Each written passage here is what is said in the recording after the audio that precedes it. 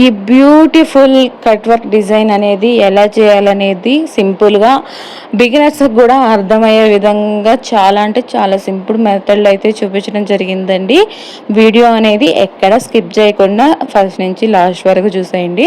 And అలాగే మీకు కనుక ఈ వీడియో కనుక నచ్చినట్టయితే ఈ వీడియోకి ఒక చిన్న లైక్ అనేది చేసేసి అండ్ అలాగే మన ఛానల్ని సబ్స్క్రైబ్ చేసేసుకోండి. ఇంకా వీడియో విషయానికి వస్తే, హలో అండి, welcome back to my YouTube channel Sandhya vlogs and tailors.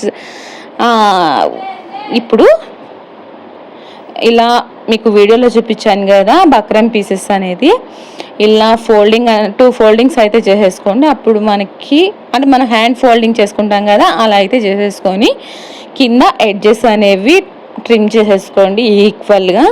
అప్పుడే మనకి పర్ఫెక్ట్గా కటింగ్ అయితే చేయడానికి వీలవుతుంది. చూసారు కదా, ఇలా నీట్గా ట్రిమ్ చేసేసుకొని ఇప్పుడు 1/2 ఇంచ్ నేను కట్ వర్క్ లోతు అనేది 1/2 ఇంచ్ అయితే తీసుకుంటున్నాను. మీకు కొంచెం లోతు కావాలంటే 3/4 ఇంచ్ అయినా తీసుకోవచ్చు. బట్ 1/2 ఇంచ్ అనేది పర్ఫెక్ట్గా సరిపోతుంది కట్ వర్క్కి. సో ఇలా 1/2 ఇంచ్ అనేది మార్కింగ్ చేసేసుకొని స్కేల్ తీసుకొని నీట్గా లైన్ అనేది డ్రా చేసుకోవాలన్నమాట. కట్ వర్క్ అనేది మనకి ఫస్ట్లో అయితే కొంచెం కష్టమనే అనిపిస్తుందండి. ప్రతి ఒక్కరు ప్రాబ్లం అనేది ఫేస్ చేస్తారు. బట్ ఏంటంటే ఒక 1 to 2 బ్లౌజెస్ అనేది స్టిచ్చింగ్ చేయగానే ఆటోమేటిక్గా అలవాటైపోతుంది. అప్పుడే మనకే అనిపిస్తుంది ఇంత సింపుల్గా ఈ బ్లౌజ్ డిజైన్ అని అయితే అనిపిస్తుంది. సో ఈ మధ్య కట్ వర్క్ అనేది కూడా చాలా ట్రెండింగ్లో ఉంది కదా, సో తప్పకుండా ట్రై చేయండి ఎవరైనా ట్రై చేయకపోతే. అండ్ అలాగే ఇప్పుడు మీరు చూస్తున్నారు కదా, నేనైతే ఇలా ఒక చిన్న మూతనైతే తీసుకున్నాను. అంటే మనకి ఏదన్నా డబ్బాల మీద మూతలు అలాంటివి ఏదన్నా ఉంటాయి కదా, సో మీకు ఎంత వెడల్పు కావాలి అనే దాన్ని బట్టి చూసుకొని, అంటే చిన్న కరువు కావాలా పెద్ద కర్వ్స్ కావాలా అనే దాన్ని బట్టి చూసుకొని ఇలా అయితే తీసుకోండి. నేనైతే ఇలా చిన్న మూత, మన నెయ్యి డబ్బా ఇదైతే నేను నెయ్యి డబ్బా మీద మూత అనమాట. సో అదైతే తీసుకున్నాను. మీరు కూడా తీసేసుకొని ఇలా సింపుల్గా అయితే డ్రా చేసుకోండి. చూసారా ఎంత సింపుల్గా అయిపోతుందో, అసలు ఎలాంటి స్ట్రగుల్ అవసరం లేదు. బిగినర్స్ కూడా స్ట్రగుల్ అవసరం లేదు, అంత సింపుల్గా చేసేసుకోవచ్చు అనమాట. సో ఇలా నీట్గా అనేది డ్రా చేసేసుకోండి కట్ వర్క్ని. ఇప్పుడు మనం ఎలా అయితే డ్రా చేసుకున్నామో అలానే అదే లైన్స్ మీద అదే కరువు తిరిగేటట్టు నీట్గా కత్తిరించుకోండి. మనం కత్తిరించుకునేటప్పుడే చాలా జాగ్రత్తగా కత్తిరించుకోవాలన్నమాట. బికాజ్ మనం స్టిచ్చింగ్ చేసేటప్పుడు ఏమీ చెయ్యలేము, ఇది గుర్తుపెట్టుకోండి మీరు ఖచ్చితంగా. మనం స్టిచ్చింగ్ చేసేటప్పుడు దాన్ని ఏమీ చేయలేము. మనం కట్టింగ్ చేసుకునేటప్పుడే నీట్గా ఎంత ఫినిషింగ్ వీలైతే అంత నీట్గా కత్తిరించుకోవాలి.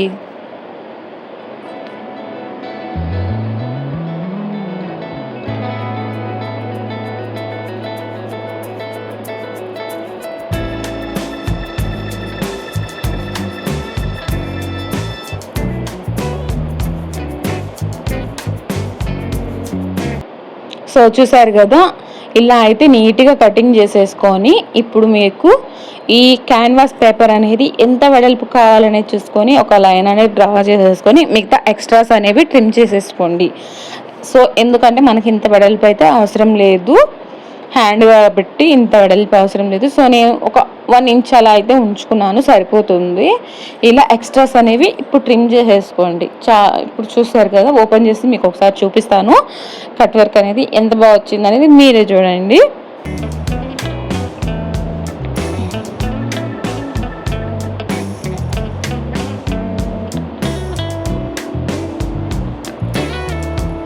సో చూస్తున్నారు కదా ఎంత నీట్గా కర్వ్స్ అనేవి ఎంత నీట్గా ఉందో. సో మీరు కూడా ఇలా అయితే కటింగ్ చేసేసుకోండి. అండ్ ఇది వచ్చి నాకు ట్రాన్స్పరెంట్ క్లాత్ కాబట్టి మెయిన్ క్లాత్ ఇలా లైనింగ్ మీద అటాచ్ చేసుకోవాల్సి వస్తుంది. అదే మీకు కొంచెం క్లాత్ అనేది థిక్గా ఉండే పని అయితే మీరు డైరెక్ట్గా లైనింగ్ మీద అటాచ్ చేసేసుకొని ఐరన్ చేసేసుకోండి, నీట్గా ఉంటుంది అటు ఇటు కదలకుండా. నేనైతే ఇలా ఐరన్ చేసేసుకొని ఇలా ఒక సైడ్ అయితే ఫోల్డింగ్ చేసుకుంటున్నాను. సో రెండు పీసెస్ అనేవి ఇలానే కటింగ్ చేసేసుకొని స్టిచ్చింగ్ ఐరన్ చేసుకొని స్టిచ్చింగ్ చేసుకోండి. ఐరన్ చేయడం వల్ల ఏంటంటే కొంచెం అటు ఇటు కదలకుండా మనకి నీట్గా అయితే రావడానికి బాగుంటుంది. కస్టమర్స్ కూడా హ్యాపీగా ఫీల్ అవుతారు అలా నీట్గా ఉంటే. సో ఇలా అయితే నీట్గా స్టిచ్చింగ్ చేసుకోండి.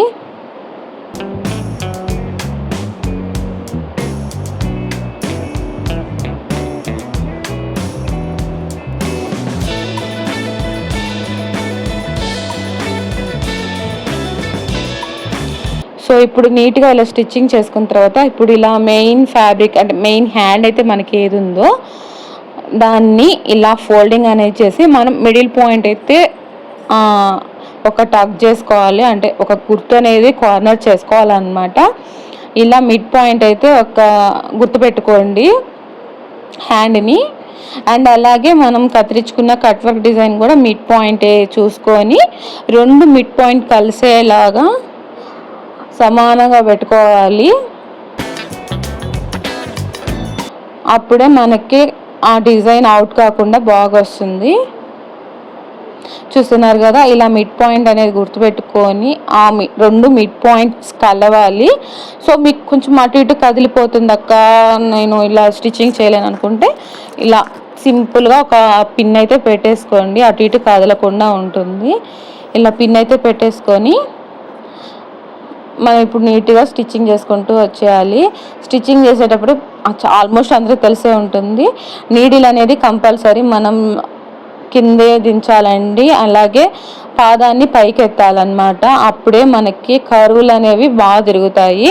అండ్ ఇంకో విషయం ఏంటంటే మనం స్టిచ్ చేసేటప్పుడు ఏదైతే స్టిచ్చింగ్ ఉంటుందో అది మనం క్యాన్వాస్ పేపర్ మీద పడకుండా చూసుకోవాలి, అప్పుడే కర్వులు అనేవి ఇంకా నీట్గా తిరుగుతుంది. సో చూస్తున్నారు కదా వీడియోలో, నేను సూదిని కింద దించుతున్నాను, పాదాన్ని పైకి ఎత్తుతున్నాను. ఇలానే మొత్తం అనేది స్టిచ్చింగ్ చేసుకుంటూ వెళ్ళిపోండి. నీట్గా సింపుల్గా అయితే అయిపోతుందండి, కట్ వర్క్ పెద్ద కష్టమేం కాదు. సో ఇలా అనేది స్టిచ్చింగ్ చేసేయాలి. అండ్ ఇంకో హ్యాండ్ కూడా అలానే రెడీ చేసుకోండి.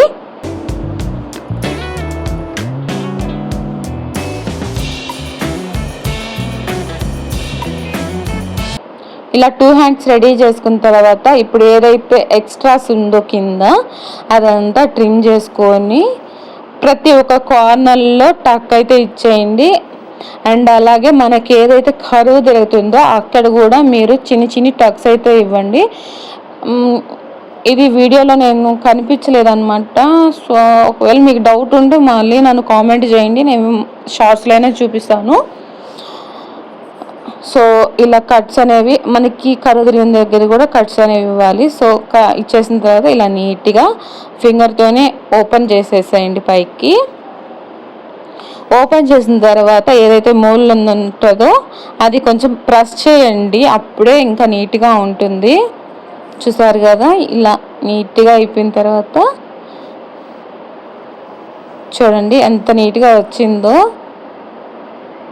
కరువులు అనేవి కూడా ఎంత బాగుందో చూడండి, మనకి పర్ఫెక్ట్గా ఇలా అయితే వచ్చేస్తుంది, ఎక్కడ టెన్షన్ పడాల్సిన అవసరం లేదు. సో 2 హ్యాండ్స్ ఇలా రెడీ చేసేసుకోండి. 2 హ్యాండ్స్ రెడీ చేసుకున్న తర్వాత ఇప్పుడు మనం కింద ఏదైతే క్లాత్ పెడతామో దాన్ని ఒకసారి చెక్ చేసుకొని, నేను ఇది మీకు ఎలా చేయాలనేది వీడియో పెట్టాలనుకున్నాను, బట్ ఎక్కువ లెంత్ అయిపోద్దని అయితే ఆలోచించాను. సో నేను ఇది 1.5 ఇంచ్ తీసుకొని లోపల క్యాన్వాస్ పేపర్ అయితే పెట్టుకొని ఇలా పైపింగ్ అయితే చేసేసుకున్నాను. ఇది చాలా సింపుల్ అని వీడియోలో చూపించలేదు, మళ్ళీ లెంత్ ఎక్కువైపోద్దని. ఒకవేళ డౌట్ ఉంటే కామెంట్ అయితే చేయండి. ఇలా స్టిచ్చింగ్ చేసుకున్న తర్వాత మనం ఏదైతే కట్ వర్క్ పెట్టుకున్నామో అది దీనిపైన పెట్టేసుకొని నీట్గా కార్నర్స్ అనేవి నీట్గా తిరిగేటట్టు స్టిచ్చింగ్ చేసేసుకోవడమే.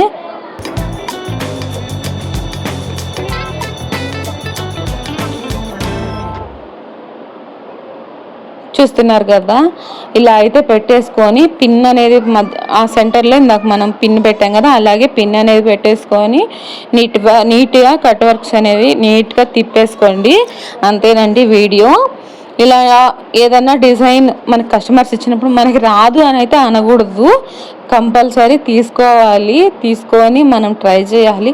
ఒకవేళ మనం రాదు అన్నామంటే ఆ కస్టమర్స్ అనే వాళ్ళు వేరే టైలర్ దగ్గరికి వెళ్ళిపోతారు. అలా కాకుండా మీరు కస్టమర్స్ని అట్రాక్ట్ చేసుకోవడానికి ట్రై చేయండి.